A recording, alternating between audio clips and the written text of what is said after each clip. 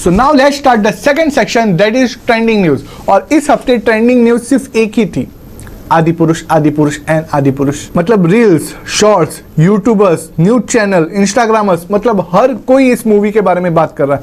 मतलब एक common man से पॉलिटिशियंस तक सब लोग इसके बारे में बात कर रहे हैं और इसके हर एक चीज पे बात कर रहे हैं। मीम्स की तो मतलब भरमार हो गई है। मतलब अगर आप मीम मेकर हो तो आपके लिए तो खजाना ही खजाना है। बहुत सारी कॉन्ट्रोवर्सीज हुई, डिफरेंट कॉन्ट्रोवर्सीज हुई, लेकिन इस कॉन्ट्रोवर्सीज के चलते क्या इंपैक्ट पड़ा, आज हम इसके बारे में देखते हैं। तो 3 मेजर कंट्रोवर्सीज जो इसके बारे में चल रही थी।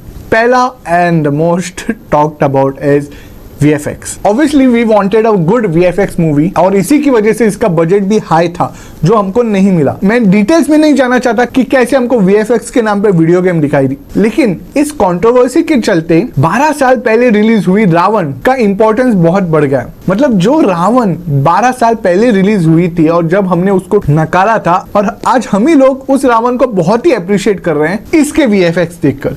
और इतना तो इंडियन ऑडियंस को पता चल गया कि VFX का इंपॉर्टेंस क्या होता है। मतलब इस कंट्रोवर्सी के चलते VFX के बारे में बहुत सारे लोगों को ज्ञान आ गया, हर कोई VFX एक्सपर्ट बन गया है। तो आगे चलकर जो रावण जैसी अगर मूवी आती भी है तो लोग वैसी मूवी को ग्रांटेड नहीं लेंगे। तो ये पहला फायदा हुआ इस कंट्रोवर्सी का, and this is the first impact of VFX controversy. The second is appearance, characters के क्लोथ्स, लुक्स और उनके डायलॉग्स। अब ये कंट्रोवर्सी क्या है और क्या नहीं है हम सबको पता है। हनुमान जी को लेदर जैकेट पहनाना, रावण का लुक बदलना और इसके डायलॉग्स।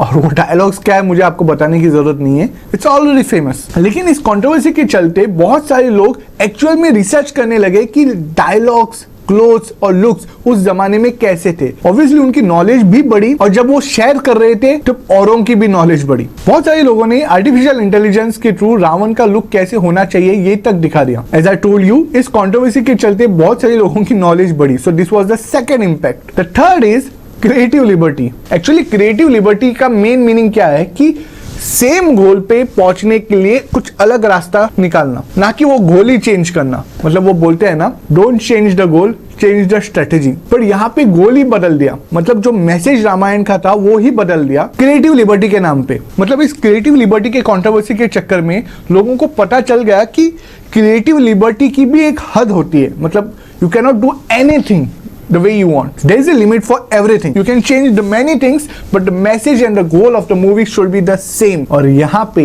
वो चेंज हो गया। तो क्रिएटिव लिबर्टी कितनी यूज करनी चाहिए और कितनी नहीं, ये इस कंट्रोवर्सी के चक्कर में लोगों को समझ आ गया। And that was the third and the last impact, because सारे कंट्रोवर्सीज इन्हीं 3 कंट्रोवर्सीज के अराउंड है और इसका इंपैक्ट बहुत ही पॉजिटिव पड़ा, ये जानकर हमें खुशी होनी चाहिए। So this is what was trending for this week. मिलते हैं ब्रेक के बाद।